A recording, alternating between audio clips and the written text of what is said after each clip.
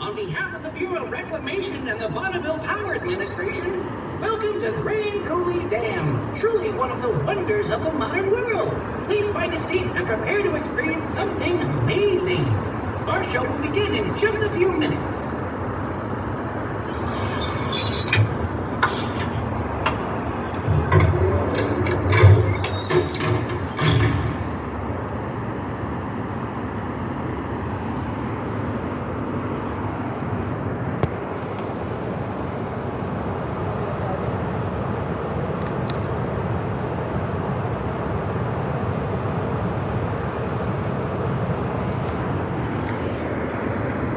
Pause.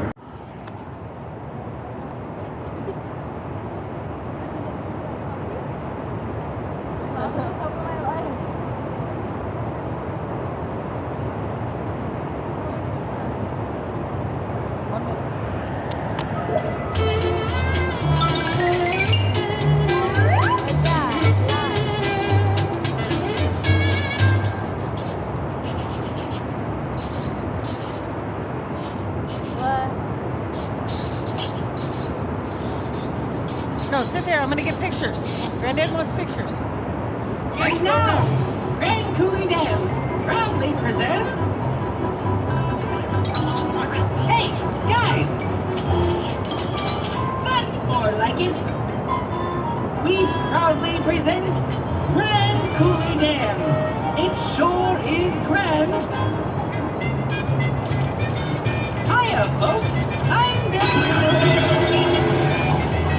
It's loud. Hi, Billy Beaver's the name. We have a great show ahead that will help explain how grand the Grand Coulee Dam is. But first, we're going to show you some of our favorite things about the dam.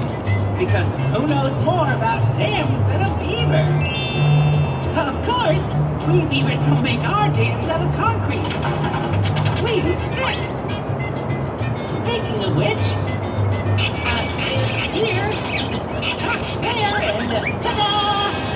A custom-made beaver dam?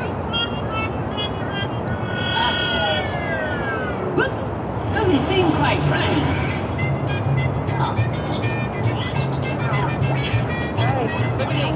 But do you know why Grand Coulee Dam is even here? It's here so everybody can see us doing our show.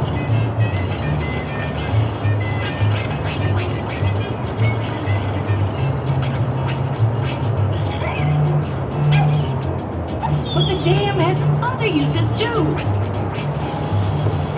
The water in Lake Roosevelt is used to grow food.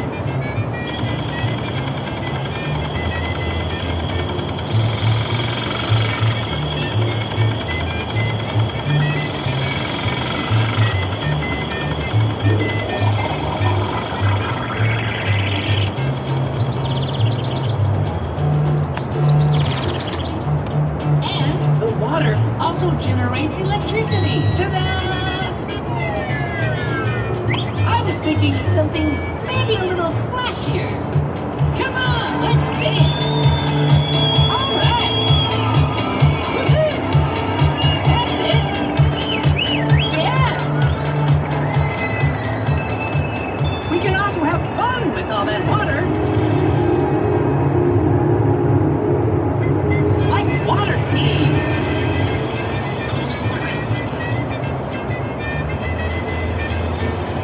Fishing! Uh-oh! And, paddle boating. And swimming, too. There we go. There are all sorts of recreation uses with it. A wild walleye! Now, what was that we were saying? Oh, right! Grand Coulee Dam. It sure is grand. What? Oh yeah. We've got to get going. The main show is about ready to start. Thanks everybody. See you next time. Over?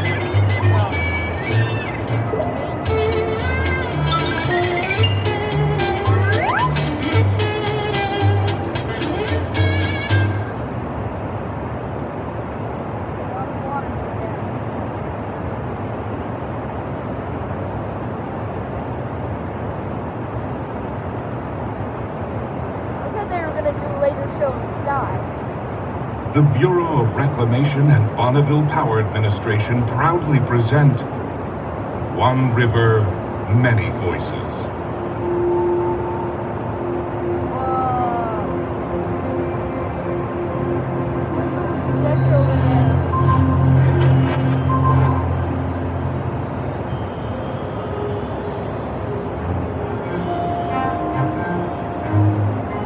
So many lights. They're starting. Yeah, first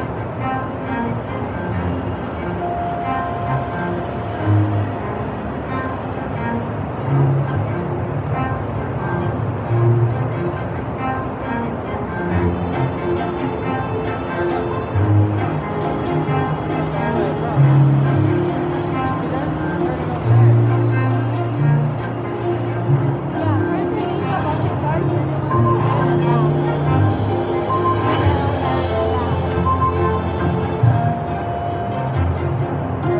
Is that frozen or something? Is that real?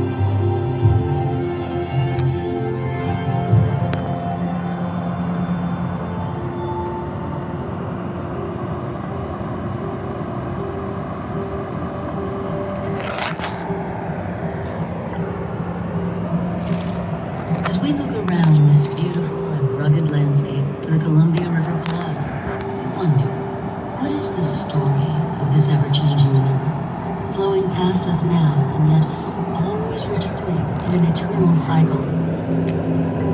If we listen closely, we will see how we are all a part of this story, a story woven from many voices. Grandmother, please tell me the story again. The story of Grand Coulee. Of course I can tell you again. Now listen carefully. Over time, some of the most spectacular natural forces in the world shaped the place we now call Grand Coulee. Lava flows built many layers of basalt, covering the inland northwest.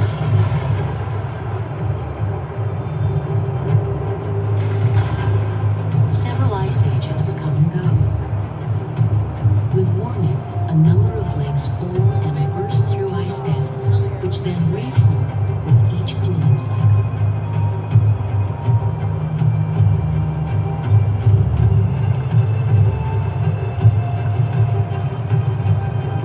Then, about 12,000 years ago, the last of these major floods unleashes the 2,000 square mile Lake Missoula for the last time. A massive flow of water races down the Columbia River, shaping the Grand Coulee as we see it today.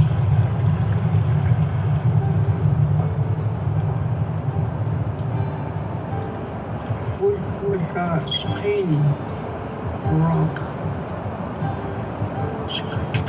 chain passing by the Coulee and white a spring in a riverbed. Ancestors of the Confederated Tribes of the Colville Reservation and the Spokane Tribe of Indians living along the Columbia River use many resources. Each season offers a diversity of plants and wildlife, providing food, clothing, shelter, and medicine. But most significant to the Columbia Basin cultures is the salmon. This source of food and spiritual sustenance is often described in stories, like the one told by Colville tribal elder Tom Louis.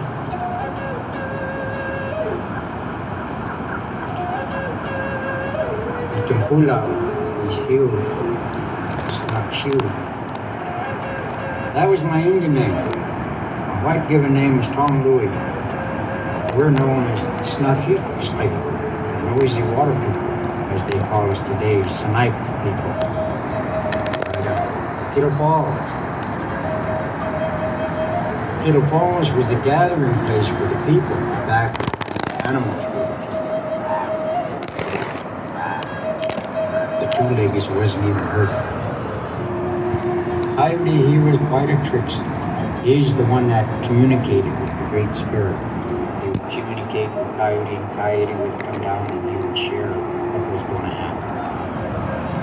While Coyote was communicating with the Great Spirit, that one day, the Great Spirit said, "There's going to be two-leggeds walking among you. You're going to have to find out how you can take care of them." All we have in this river is just water. The three sisters way down there at Salado, they've got all the salmon. And the three sisters were seagull, kingfish, and snipe.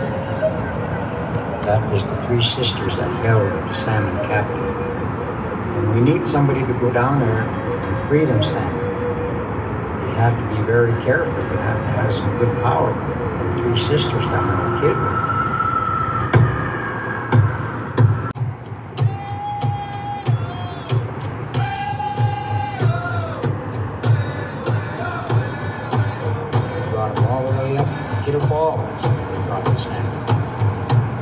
The massive Kettle Falls of the Columbia River, along with little falls on the Spokane River, become two of the most important fisheries for salmon, steelhead, and lamprey eel in this region, allowing the Colville and Spokane tribes to flourish in these ancestral homelands. Grandpa used to go up the Little Falls and catch fish horseback. My mother said salmon was so big it'll be dragging the ground. It was the way of life of our people, our understanding. It goes back to the teaching of our belief system. Wow, Grandmother, I want to hear what happens next. Very well. So this way of life went on for some time. Then, contact with European explorers and missionaries begins to alter the human landscape. Settlers seeking a better way of life find plentiful land, yet many hardships lie ahead.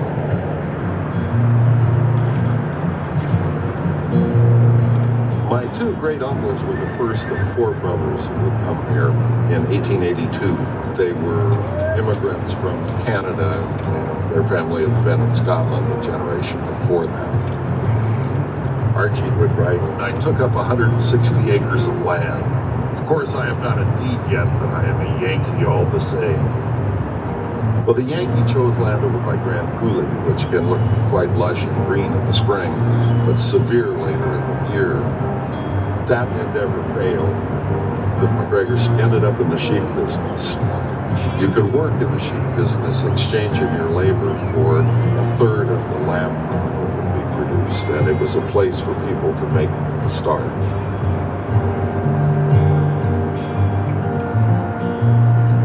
Sheep, cattle, fruit orchards, and other crops formed the basis for farming along the river from the late 1800s. Farmers throughout the West prospered for a time, but arid conditions more typical to the region returned. Congress and President Teddy Roosevelt fear that economic development in the arid West will languish without sustainable water supplies, and the Bureau of Reclamation is created in 1902. Reclamation's role becomes even more critical after the stock market crash of 1929 and then the Dust Bowl of the 1930s. The effects of the Great Depression uproot thousands. Newly elected President Franklin Delano Roosevelt forms the New Deal, designed to put Americans back to work. One of these massive public works projects is Grand Coulee Dam, designed to bring much-needed irrigation to arid farmlands. Grand Coulee will be built and operated by the Bureau of Reclamation. Many unemployed workers stream to Grand Coulee when they hear about this project.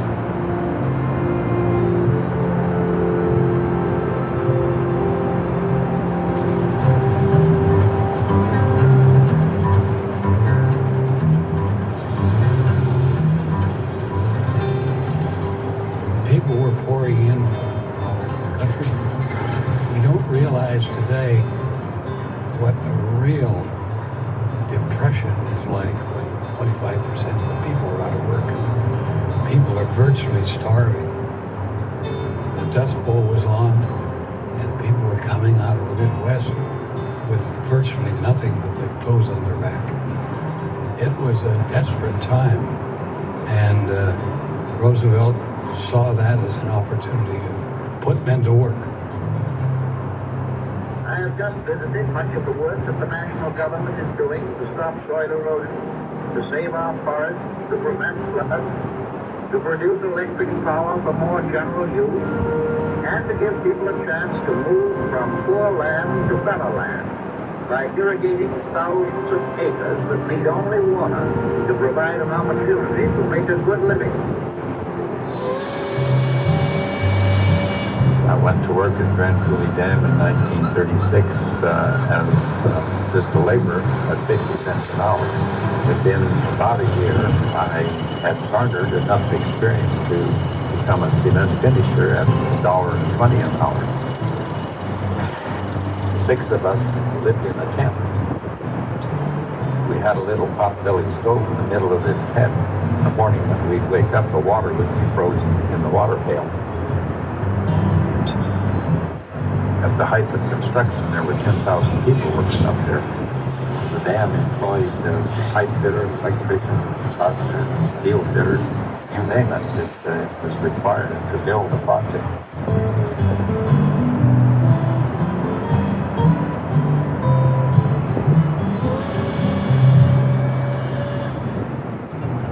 For fun, we would come to Salt Lake once in a while where they had Saturday night dances. I went with a girl over there for 3 years. The job was good for me, really. Good too. All in all, it was a good experience. Something like 14 towns were scattered around the Grand Coulee Dam area. During bad weather, the famous B Street in Grand Coulee was so bad that a man with horses stood by to pull cars that got stuck out of the mud. The thousands of jobs that were created by the Grand Coulee Dam project would help bring the country out of the Great Depression. Grand Coulee and Hoover and the other big projects like that were picked up by the radios. They were picked up by the newsreels in the movie theaters. They were just a tremendous morale booster for the American people. They were unsure about where America was going in the depths of the Great Depression. And they could see hope there on the screen every Saturday when they went to the matinee. It was giving hope to Americans that we could still do big, important things.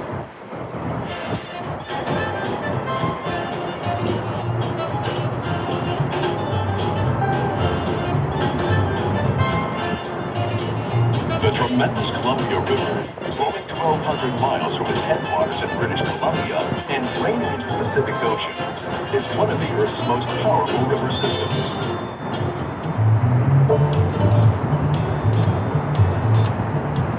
Twice the height of Niagara Falls, and built with enough concrete to wrap a sidewalk twice around the Earth's equator, when it's completed, Grand Coulee Dam will be considered among the 7 wonders of the modern world, alongside some of the most awe-inspiring constructed works, such as the Golden Gate Bridge, the Empire State Building, and the Panama Canal.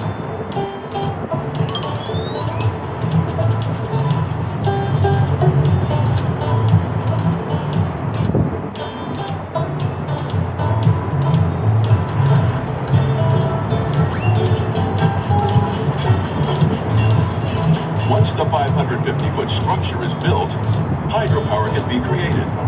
Water controlled by the dam drains down tubes called penstocks into rotating turbines.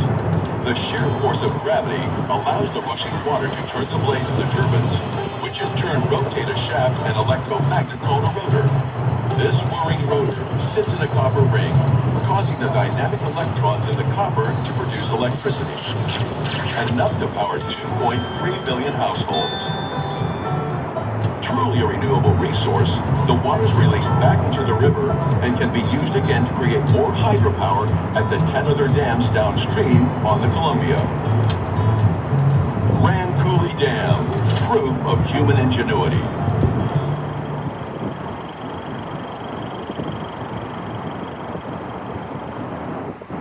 Between 1939 and 1941, a gigantic reservoir begins to collect upriver. This will be called Lake Roosevelt. Power generated for farms and towns will grow the Northwestern economy and help to feed a nation.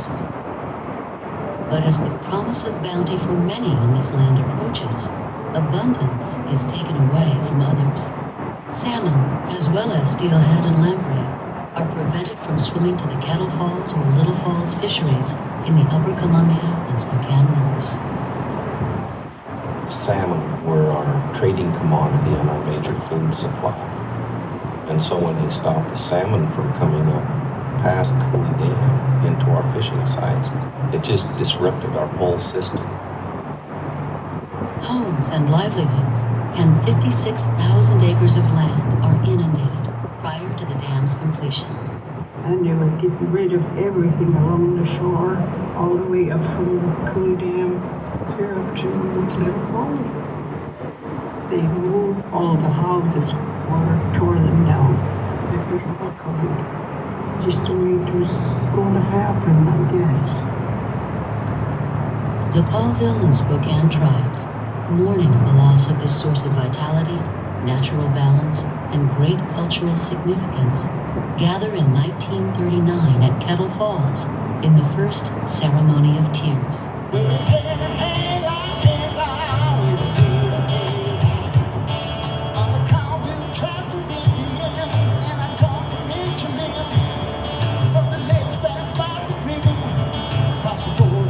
There was a lot of controversy. Right up to the end of construction, there were people that didn't want it. Of course, as you know, when the war started, we really needed it.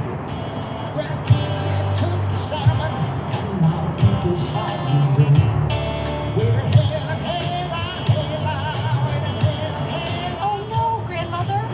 A war? Unfortunately, yes. And the new dam helped the country overcome it.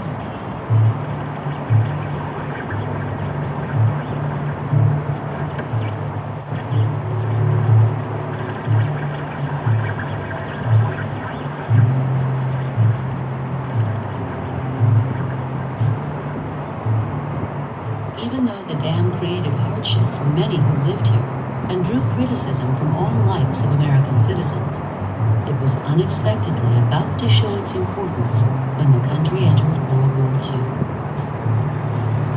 Yesterday, December 7th, 1941, a date which will live in infamy. The United States of America was suddenly and deliberately attacked. There was a high demand almost instantly for the power. It was funneled into shipbuilding on the coast. It was funneled into aircraft building. It went into aluminum smelters, which were vital for the aircraft industry. And then a large percentage of the power went into the Hanford Reservation for the atomic bombs that were created toward the end of the war. The Bonneville Power Administration, authorized in 1937, allows for the maintenance, transmission, and sale of power created at Grand Coulee and other federal dams in the Columbia River system. If not for Grand Coulee Dam, the Northwest would need 15 coal-fired plants or 6 nuclear plants to equal the hydropower that will be produced here. In 1950, President Harry Truman speaks at the dedication of Grand Coulee Dam. This visit strengthens his resolve to promote further development of the river, providing flood control at times of unpredictably high runoff as well as enhancing water storage and hydropower. This is a great occasion. We've come here to dedicate Grand Coulee Dam, one of the mightiest structures man has ever built. With this dam, man's ingenuity and perseverance have dramatically transformed the energy of a mighty river into a great new source of national strength. New jobs, new industry, new opportunities have been created. Grand Coulee Dam, with its tremendous power and irrigation benefits, is an instrument of our democracy, forged to contribute to a better life for ourselves and our children.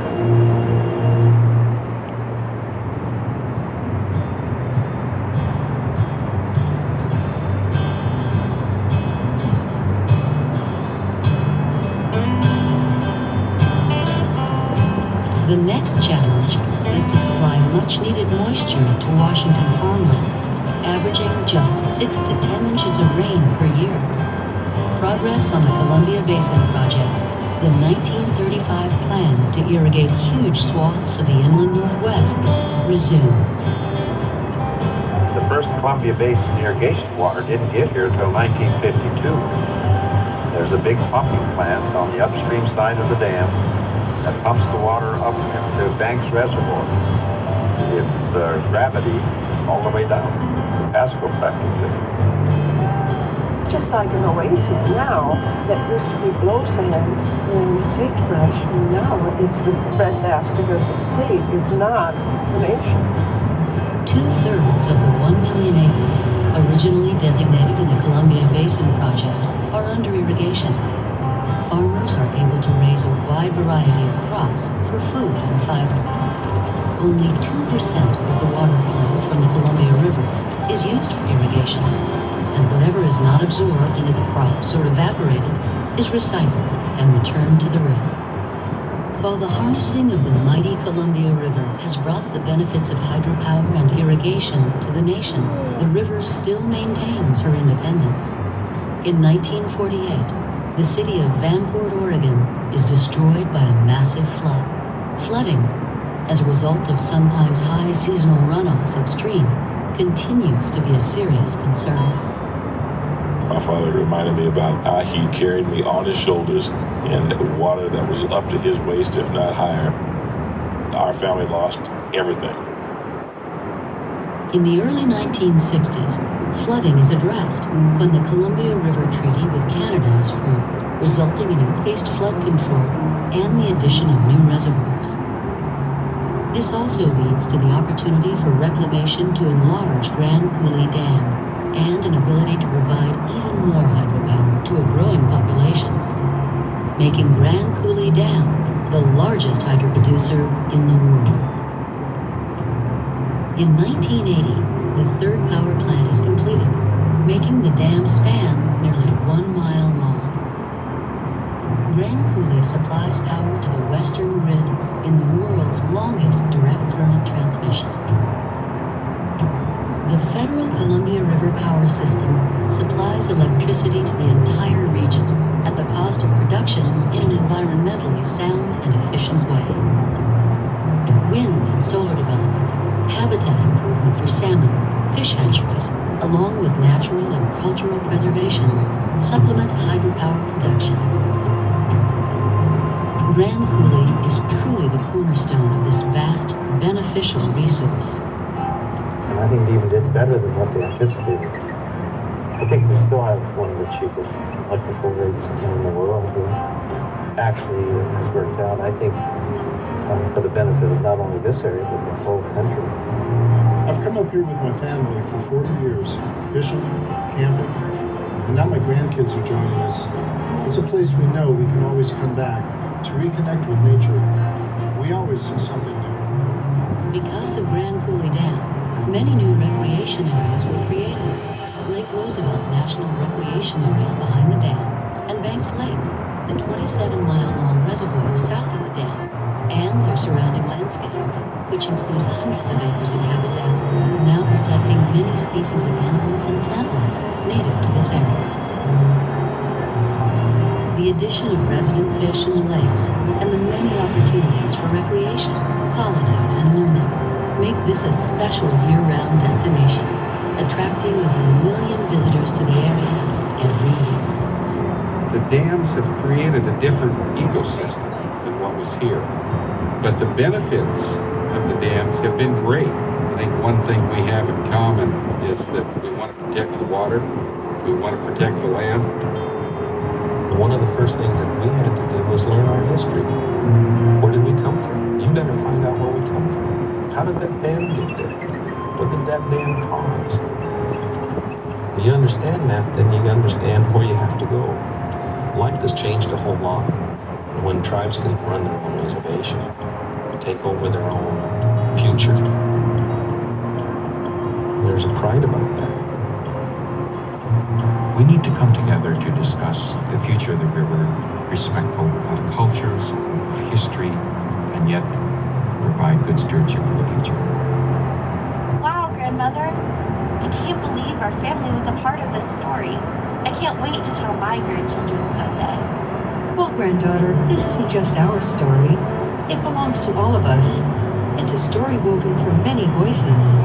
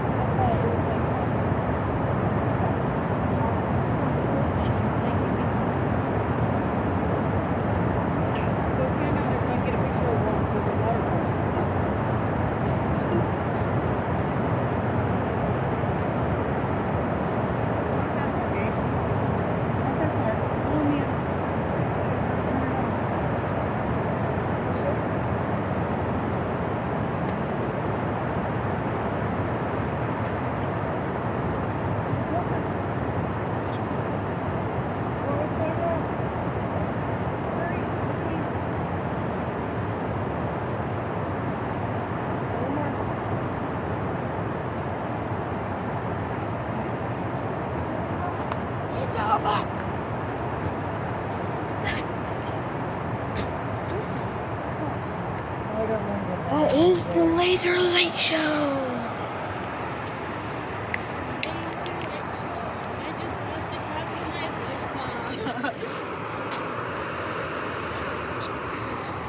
This is also Put it.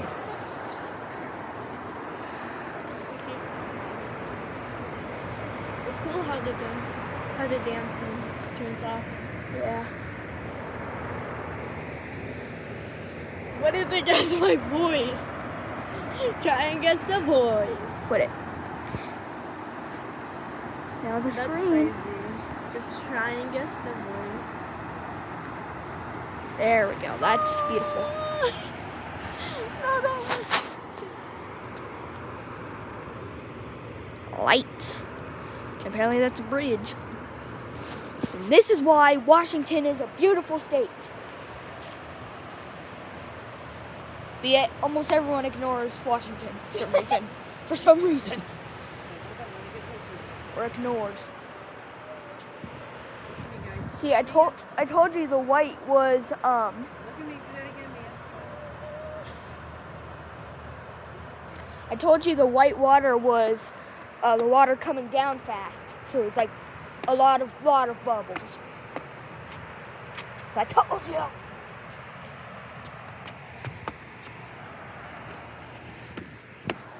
Looking up here too?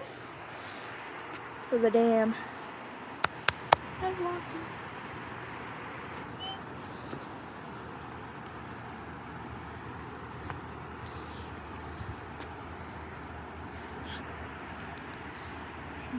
Ooh. Look.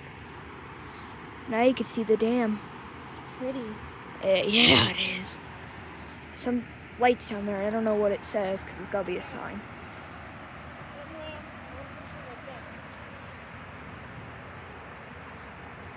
No, stay up there.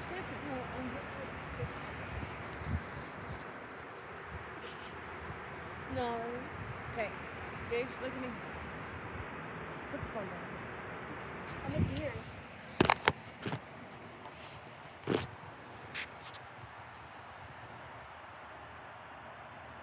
One more. No. I'm doing, it's nighttime video, so. Oh. Okay, Gage, stop. Okay, smile. Okay. And I made you a rabbit.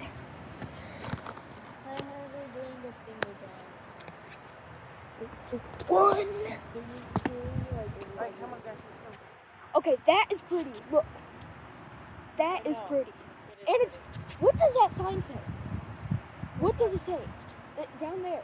It's a sign. I don't know what it says. You know that the lighting up? It's just a light. Huh. Looks like a sign that says like welcome to Grand Coulee or something.